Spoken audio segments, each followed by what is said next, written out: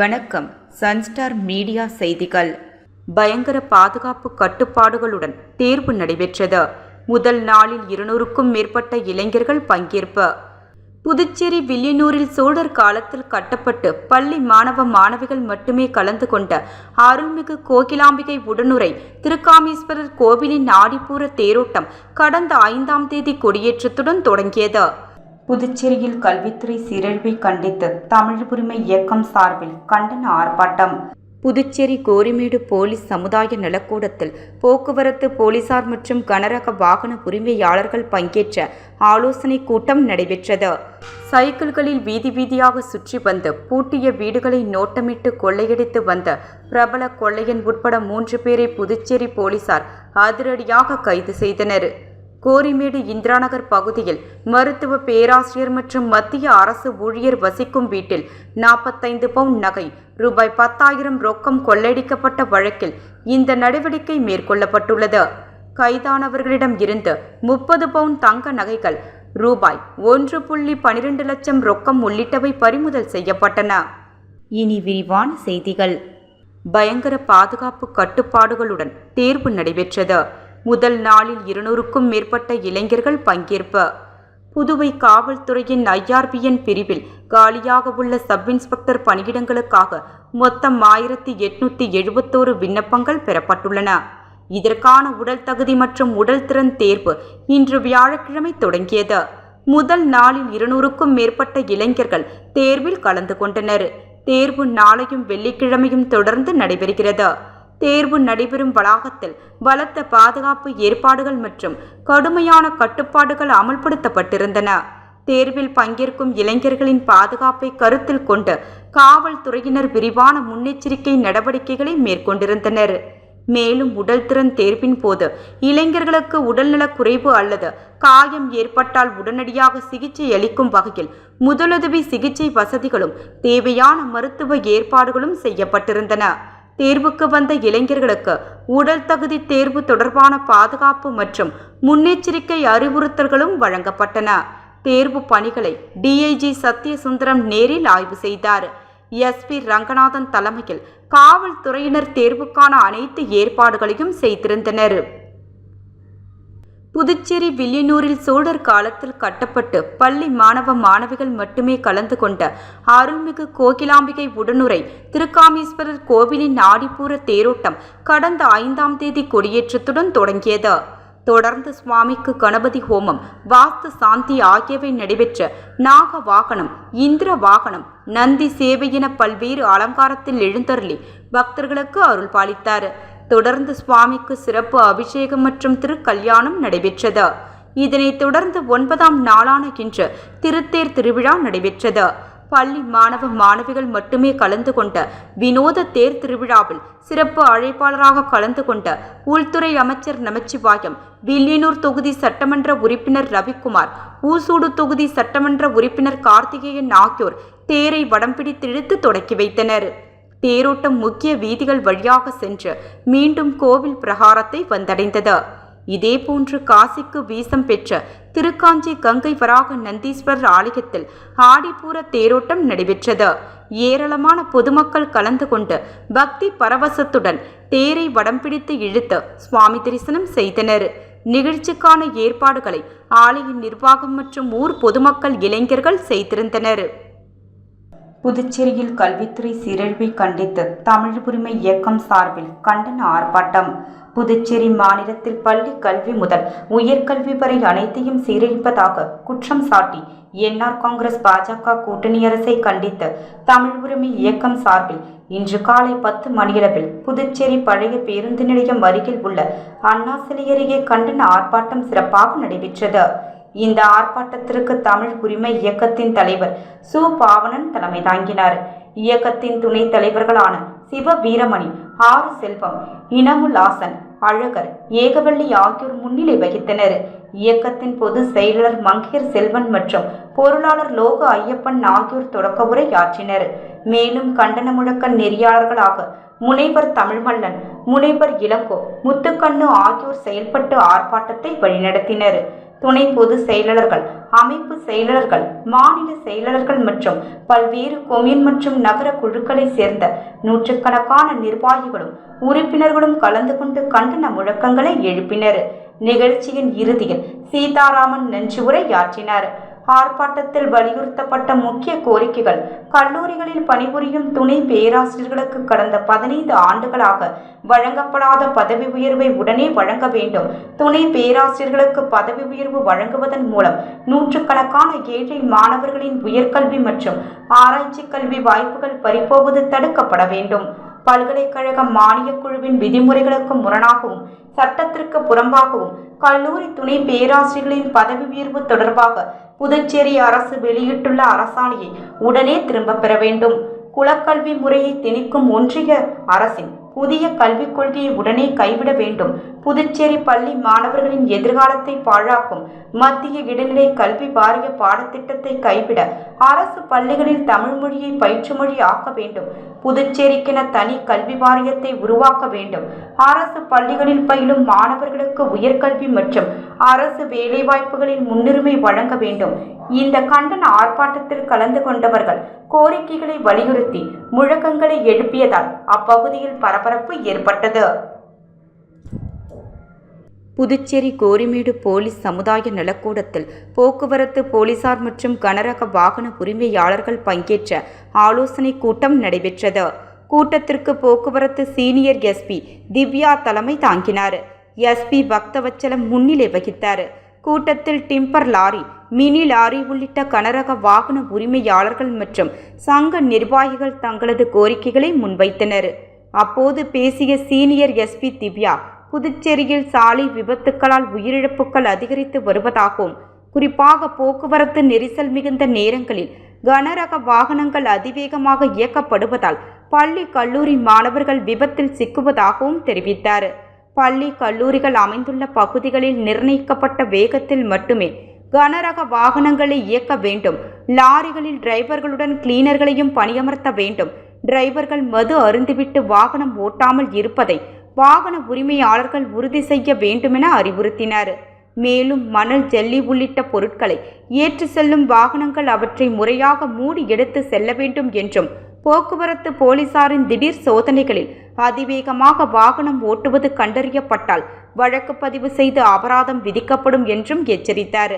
சாலை விபத்துக்களை தடுக்கும் வகையில் நகர பகுதிகளில் காலை 7 மணி முதல் 10 மணி வரையும், மாலை 4 மணி முதல் 7 மணி வரையும் டிம்பர் லாரி உள்ளிட்ட கனரக வாகனங்கள் இயக்க தடை விதிக்கப்படுவதாகவும், தடையை மீறி இயக்கினால் சட்டப்படி நடவடிக்கை எடுக்கப்படும் என்றும் சீனியர் எஸ்பி திவ்யா தெரிவித்தார்.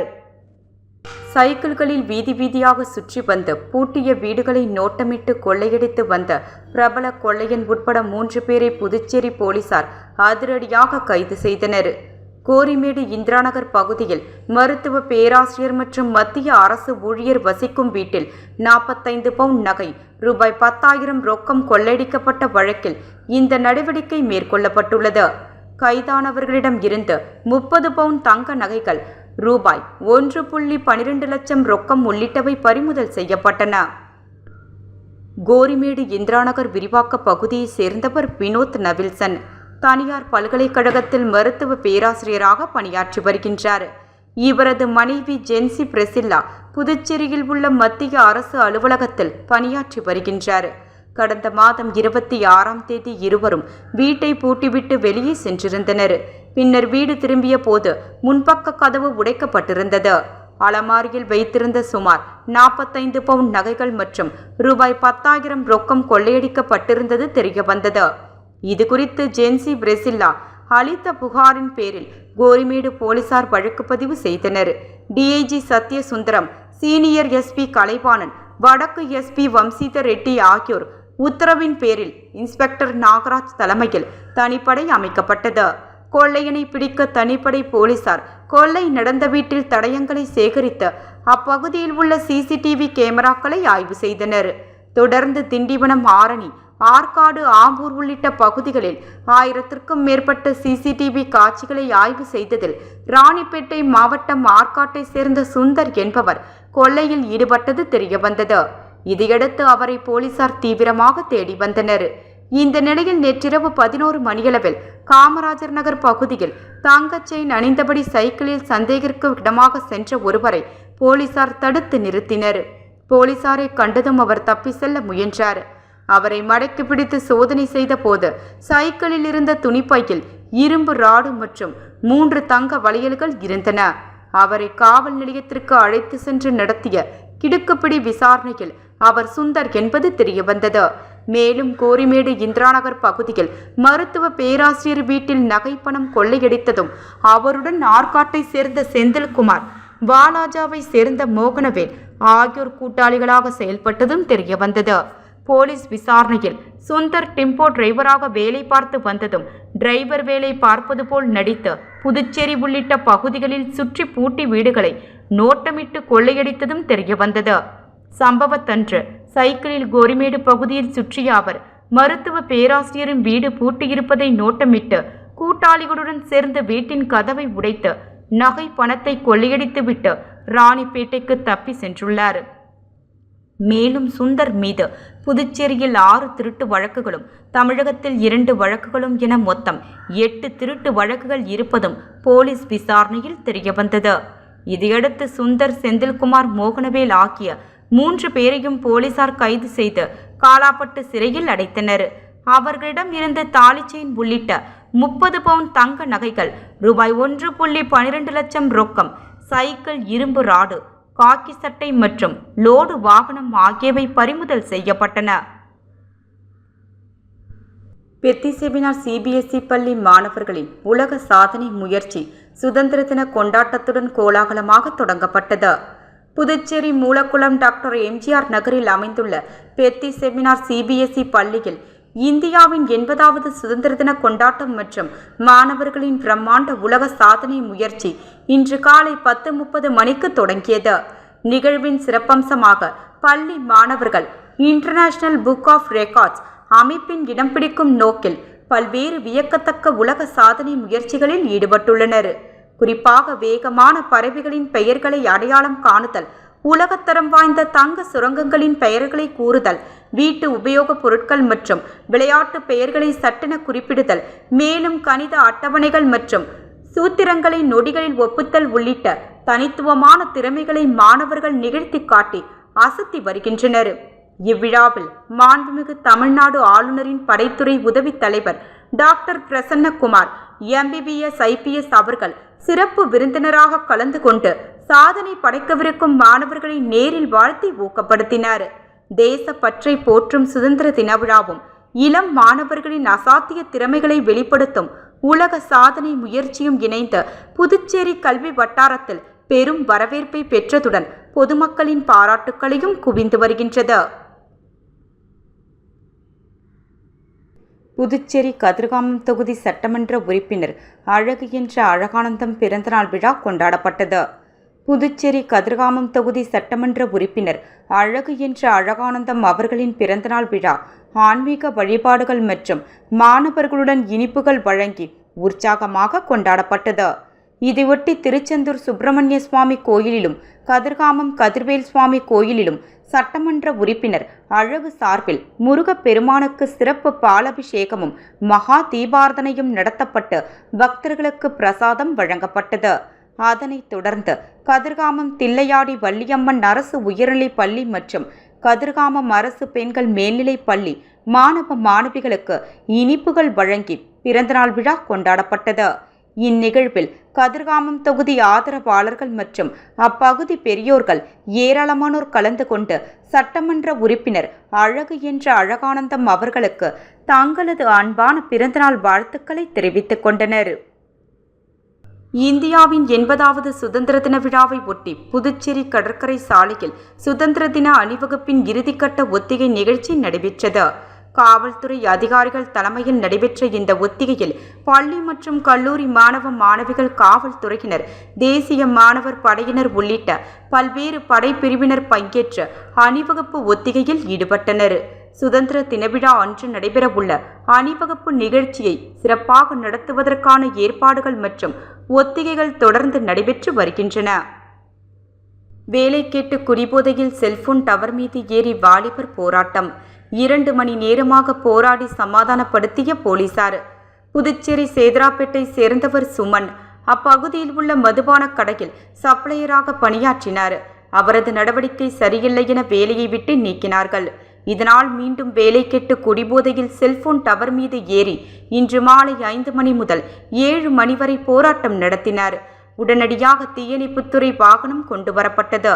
சேதராப்பட்டு போலீசார் பேச்சுவார்த்தை நடத்தியும் அவர் இறங்கி வரவில்லை. பிறகு அவருக்கு வேலை வாங்கி தருவதாக போலீசார் உறுதியளித்ததால் சமாதானமாகி கீழே இறங்கி வந்தார். அவரை போலீசார் பிடிக்க முயன்றபோது தப்பி ஓடிவிட்டார். IRBN ஆட்சேர்ப்பில் சிவில் போலீஸ் PAP போலவே ஒரே விதிமுறைகளை கடைபிடிக்க வேண்டும். புதுச்சேரி மாணவர்கள் கூட்டமைப்பு மேதகு ஆளுநர் மாண்புமிகு முதல்வரிடம் கோரிக்கை மனு. புதுச்சேரியில் புதிதாக உருவாக்க உள்ள IRBN காவல் பிரிவு ஆட்சேர்ப்பில் சிவில் போலீஸ் மற்றும் PAP ஆயுதப்படைக்கு உள்ளது போலவே ஒரே மாதிரியான ரெக்ரூட்மெண்ட் ரூல்ஸை நடைமுறைப்படுத்த வேண்டும் என புதுச்சேரி யூனியன் பிரதேச மாணவர்கள் கூட்டமைப்பின் நிறுவன தலைவர் அண்ணன் சீசு சுவாமிநாதன் தலைமையில் கோரிக்கை மனு அளிக்கப்பட்டுள்ளது. மனுவின் முக்கிய கோரிக்கைகள்: உயர தகுதி தற்போது சிவில் போலீஸ் PAPக்கு உள்ளது போல 165 சென்டிமீட்டர் என நிர்ணயிக்க வேண்டும். புதுச்சேரி மக்களின் சராசரி உயரம் 165.8 சென்டிமீட்டர் என்பதால் 171 சென்டிமீட்டர் நிர்ணயிப்பது இளைஞர்களுக்கு அநீதி. ஒரே தகுதி உடற்தகுதி தேர்வு, ஓட்டம், நீளம் தாண்டுதல், உயரம் தாண்டுதல் உள்ளிட்ட அனைத்தும் 3 பிரிவுகளுக்கும் ஒரே மாதிரியாக இருக்க வேண்டும். 33 பெண்கள் இடஒதுக்கீடு கட்டாயம் வழங்க வேண்டும். ஒரே சேவை விதிமுறை, சம்பளம், பதவி உயர்வு, பதவி அமைப்பு, சீருடை, இடமாற்றம் ஆகியவை 3 பிரிவுக்கும் சமமாக இருக்க வேண்டும். அடிப்படை பயிற்சி கர்நாடக மாநிலம் போல புதுச்சேரி காவல் பயிற்சி பள்ளியிலேயே பேசிக் ட்ரைனிங் வழங்க வேண்டும். இதனால் அரசுக்கு 3 மடங்கு செலவு மிச்சமாகும். MHA வழிகாட்டுதல் 5/7/2018 MHA மினிட்ஸ் படி மாநில அரசே தனது தேவைக்கேற்ப விதிமுறைகளை நிர்ணயிக்க அதிகாரம் உள்ளது. கேரளா, கர்நாடகா, தமிழ்நாடு உள்ளிட்ட 14 மாநிலங்கள் ஏற்கனவே இதே முறையை பின்பற்றுகின்றன. காரணம், IRBN பிரிவுக்கு மட்டும் வேறு விதிமுறை என்றால் புதுச்சேரி இளைஞர்கள், பெண்களுக்கான சமமான வேலைவாய்ப்பு பாதிக்கப்படும். மேலும் காவல்துறையில் 3 பிரிவுகளுக்கும் இடையே ஒற்றுமை பாதிக்கப்படும்.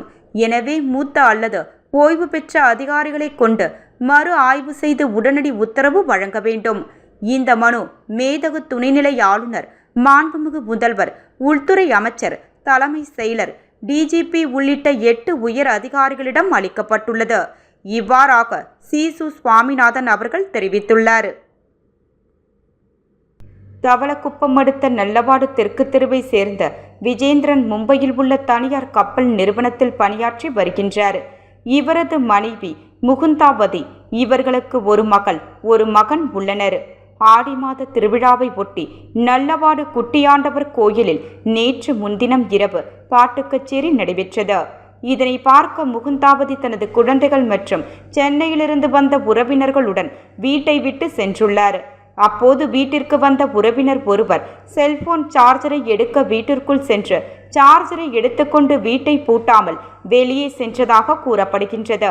இதை பயன்படுத்தி கொண்ட மர்ம நபர் வீட்டுக்குள் புகுந்து பீரோவில் இருந்த ஆரம், நெக்லஸ், $1 செயின், வளையல்கள், பிரேஸ்லெட், மோதிரம், தோடு, அட்டிகை உள்ளிட்ட 45 பவுன் தங்க நகைகள் மற்றும் ரூபாய் 1.50 லட்சம் ரொக்க பணத்தை கொள்ளையடித்து சென்றுள்ளனர்.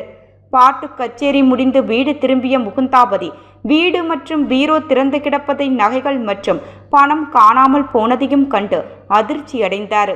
இதுகுறித்து தவளக்குப்பம் காவல் நிலையத்தில் புகார் அளித்தார்.